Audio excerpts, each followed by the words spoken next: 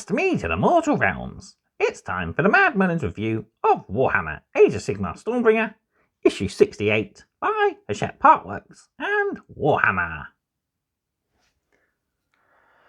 Hello everyone, welcome back to another Warhammer Age of Sigmar Stormbringer video review. So we are looking at issue 68 today, and we get our first Iron Jawz model in the form of the Orruk Megaboss. So, beautiful kit, chunky little model there, and yeah, he's really imposing, as we can just about make out there. So, before we get into the issue, don't forget to do all the usual, which is like this video if you're enjoying the content, subscribe to the channel if you haven't done so already, drop me a comment down below. I love hearing back from you, and let me know what you want to see as future content as we are coming towards the end of Stormbringer. There is a new 40k artwork, but it's not really one that interests me. If I had a bit more of a support sort of thing coming in for it, I might collect it. The only thing I might do is collect the first 20 issues, as that premium kit with Brutalis Dreadnought looks fantastic. A Hive Tyrant and a Brutalis Dreadnought. Two things I'd like to add to my Tyranids and my Space Marines, especially my Blood Angels. But with rumours of a Brutalis being featured in an upcoming Blood Angels box as a Death Company Furioso Dreadnought, I'm possibly going to be adding that to my army one way or another. Right, so without further ado then, let's dive into issue 68. So here we are, issue 68. Open her up, pull her out, and see what it's all about. Do the okie dokie and you turn around. So we get a massive, I believe 60mm round base for him to go on. So he is a chunky boy, as they say. But surprisingly, he fits over two small frames. So yeah, we have his brutal front armor there with a giant dragon skull. We have his back there, one of his legs, some of his side armor, his hand, his head there, as well as bits for his neck. His little trophy necklace there. We even have a bloodletter head there incorporated into his armor. His other leg there, there's his actual front with his neck joint. He has his brilliant, brutal looking chopper, and there's his back armor as well. So yeah, pretty cool. So yeah, he has a very wide pose, even though he's fairly narrow in the legs. His arms and his weapon overhang and make him look a little bulkier than he actually is. So what do we get in this issue? We have, of course, the Orruk Megaboss. We learn about the Iron Jawz, and we have a new battle plan. So we've looked at our model. Without further ado, let's have a look through our brand new issue. Diving into issue 68. So we have all about the Iron Jawz. We have a new page on the anatomy of the Iron Jawz. We have a collect, build, paint and play articles for our Megaboss, and of course we have the Worm Hunt as our latest Fire and Flame and Fury battle plan. So, Iron Jawz. Brutality incarnate. The Iron Jawz originally arose in the savage wilds of Gur during the Age of Myth. From there, they spread across the mortal realms, searching for a fight and frequently finding one. So we actually see the now defunct Bone Splitters that are part of the Iron Jawz Orruk faction. But these guys are sadly being taken out of the game in the new edition, and it's just going to be these big hulking yellow-clad brutes. So yeah, they are the biggest and the toughest of the orcs.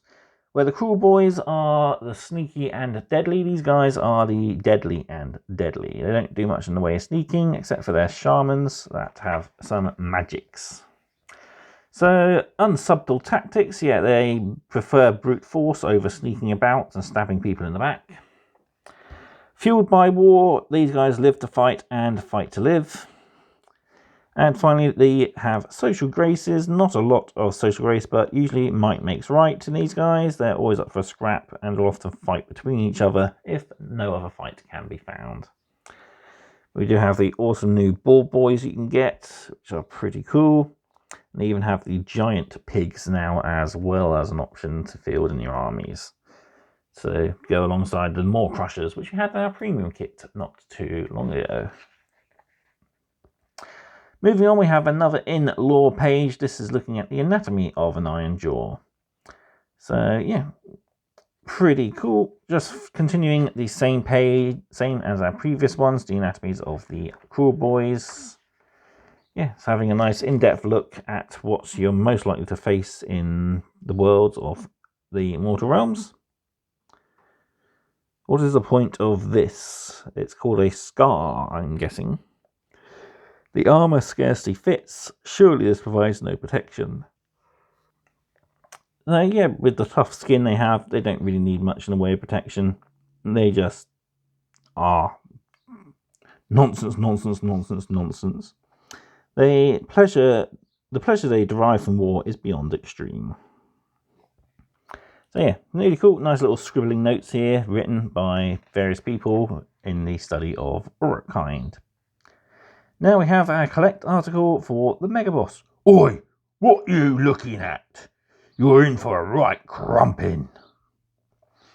Encased in massive suits of armour that have been roughly thumped into shape, Megabosses are towering figures on the battlefield. Each Megaboss is armed with a colossal boss chopper and a rip-tooth fist. All the better for crumping the many and varied enemies and any friends that get in the way. So yeah, Megabosses will often ride to war on more crushers, brutal sort of sub-dragons that have more spikes and teeth than you really would need as a giant creature. So yeah, we have the reasons for joining in the war here. We have these chosen tactics when he's leading these troops. So a nice alternate colour scheme there of the red Iron Jawz. We have the awesome two-handed weapon dudes and the classic Iron Jawz Boyz there. We are getting the updated models very soon for these guys in the collection. It's pretty cool. Then again, of course, you can name him. So, example name is Snarmag Gitwhacker. And great deeds that he has done in the battles. Moving on, we have our build guide. He is fairly simple. So parts 1 and 2 and 3 and 4 complete his legs. Then we glue them together. We glue his back torso in place. Then it's simple matter of sandwiching all of these armor plates together, gluing his hand on, his head, and his fist, as well as the front armor, his axe, and his little trophy rack. And yeah, there we go, he's finished. So yeah, very few components, 14. And yeah, 60mm round base, and he's ready to go crump some oomies. Moving on, we have our paint guide. So we want to base coat this guy with Wraithbone, as it's perfect for all the light colours we're going to be working on, or with. So we start by just painting the skin with Orruk flesh, his trousers with Abaddon black, loincloth there, or what's left of one showing, with character flesh, as well as the wood and leather straps. Paint the inside of his mouth corn red, Mephiston red for his eyes. Then we're picking out Avalanche Sunset for all his yellow armor, Abaddon black for some of the smaller plates, just to help break up the yellow. Wraithbone is brought back in to tidy up any of the bone detail, as well as the teeth in his mouth, and the bits of string wrap at the bottom of his chopper there. Ink by Darkness is used for some of the smaller bits of string, as well as the claws there on his hands. Corax White is used to base coat the Bloodletter skull, which is weird. Mephiston Red will probably have done a lot better. Lead Belch is used to pick out the chainmail, as well as the head of the axe. And finally we use Abaddon Black to pick out the teeth of the axe there. Northern oil is used to shade all our black details as well as our metal details, the inside of the mouth and the Incubi Darkness banding. Agrax Earthshade on the bits of string around his weapon. Phonian Camoshade for his flesh. Griffcharger Grey for the Bloodletter. Again, that's a really weird combination. Mephiston Red and White Flesh Shade would be a lot better for a Bloodletter skull. Oh, I suppose it shows it blue there, but we were told to paint them red in Mortal Realms, which is really weird. So yeah, I guess if you're following the colour schemes on the front of the cover, it's pretty close. White Flesh Shade over all of the yellow armour, and a skeleton horde there for the skulls. Moving on, we're highlighting his flesh with Ogren Camo, his tongue with Squig Orange, eyes of Wild Rider Red. Dawnstone for his leather, his trousers and armour plates. Balor Brown for his loincloth and straps. Then Wraithbone for the yellow armour, White Scar for the skulls and teeth, as well as the straps. And highlighting up the skull. Then Cyberite Green for his claws and the straps we've done in Incubi Darkness. And finally Stormhost Silver for highlighting all of the metal details, which is just his chopper head and the highlighting the chainmail there as well. Then basing our model using the base scheme we've been taught. We use Catch and Flesh over the whole model, let that dry, then paint it with Agrellan Badlands, then Agrax Earthshade once that's dry, and then a dry brush of Wraithbone after that, and paint the edge with Catch and Flesh. So yeah, there we go, pretty cool. Is the mouth neatly painted without splashes on the face, so check back and do any tidy ups you need to. Are you happy with how it looks from all angles? If not, go back and do any tidy ups you think you might need doing. And how did your Bloodletter skull turn out? I still would have preferred it doing red, because Bloodletters are red through and through apparently. So yeah, moving on, then we have his rules. So he has a Boss Chopper and Rip to Fist. So he moves 4, save 3, bravery 8, 7 wounds, range 1, attacks 8, 3+ to hit, 3+ to wound, -1 rend, and 2 damage of his weapons. He has an ear-splitting bellow. So when you pick this unit to issue a command, you can pick up the 2 Iron Jawz units to receive the command as level 1. So that's pretty cool.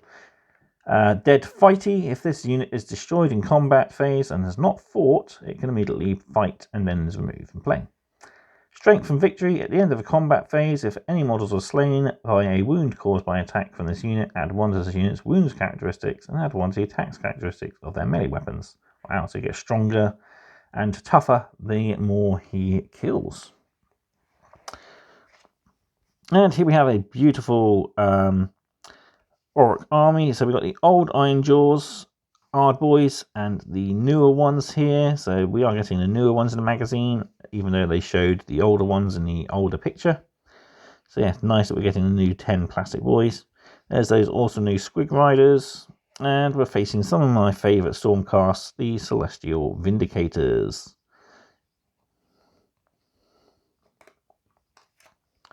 Yeah, I must admit, that really does look a nice army. If I were to collect a Destruction army, I think it might be, yeah, Boyz, Iron Jawz. Yeah, would definitely be one of the Destruction armies I actually quite like the look of. So we have tutorials for Ear Splitting Bellow, Dead Fighting, and Strength from Victory. So his wounds and attacks can actually go above their starting value, which is pretty cool. Now we're on to our latest battle, Worm Hunt. So we take 3 heroes and 2 troops on each side. One of the heroes on the Destruction side must be a Megaboss. Then 2 other heroes and 5 troops. So we've got 4 battle mats, and we've got a funny split deployment. So Order deploys in 2 corners, and then Destruction is split around the middle in a sort of a D and a P. Weird shape. So yeah, they only get a small deployment, whereas the Order side gets a pretty massive one, really. So 4 objectives, usual victory point conditions, special rules for this one. When you make a run or charge, you will take D3 mortal wounds as we have unsteady ground. Okay, not a very nice place to be running around then, in other words. Then enemies, views on what they took for their battle, as well as slots for you to fill out your battle order there. So recommend you photocopy this, so if you want to, you can photocopy it again and fill out your army each time. Yeah, pretty cool. So up next is issue 69. We have the Domicile Shell. We also learn about Dwarden Gods and the Gloomspite Gits, getting some new tactics. And in issue 70, the last issue I have at the moment, we get Iron Skull's Boyz, so lovely Warhammer Underworld's band of Ard Boyz. We learn more about Nagash, the God of Death, and of course we have a brand new battle plan. Alright, I'll bring everything back in. I'll give you my final thoughts on issue 68. So that was issue 68 of Warhammer Age of Sigmar Stormbringer. And while it might seem a small issue, as we're going to get a tiny frame model, it's a pretty chunky model. So yeah, pretty good. I mean, this guy goes for, I think it's £25. So getting him for a tenner, pretty good deal. I'm almost tempted to pick up a second copy of this in case if there's any lying around, and perhaps paint this guy up myself. I must admit, I do like the look of the red with the yellow accent armour instead of the yellow with the black, so I'll probably go with that if I did collect my own Iron Jawz army. I've got a thing for red armies at the moment. What with my Iron Thanes and my Blood Angels? The issue itself, some good this is when my tongue starts working. Some good information, dedicated paint guide and build guide to our pretty new model. Build guide is fairly simple. You probably could have fit it all on one page, really. He's a fairly standard model. But yeah, the paint guide is really good. The techniques and paints they use are great, with the exception of possibly the Bloodletter Skull. There seems to be a contradiction in Games Workshop of what colour Bloodletter Skulls actually are. They could have glazed the end of the horn using some Baraknar Burgundy, really, if they wanted to. And that would have made it look a little better. And yeah, glaze the end of the skull with some Catachan flesh. Yeah, you could definitely really up the colour scheme with this guy. Personally, I've added a second shade of Nuln Oil to the head of the axe and then done some chipping. Maybe we'll get a new tutorial in a future issue. But yeah, that's it for this issue. So, solid issue, 5 out of 5, I think, if you are a Orruk Megaboss fan or Iron Jawz fan in general. So let me know what you thought of this video in the comment section down below. And until next time, thank you all very much for watching. Stay safe and happy hobbying. Goodbye.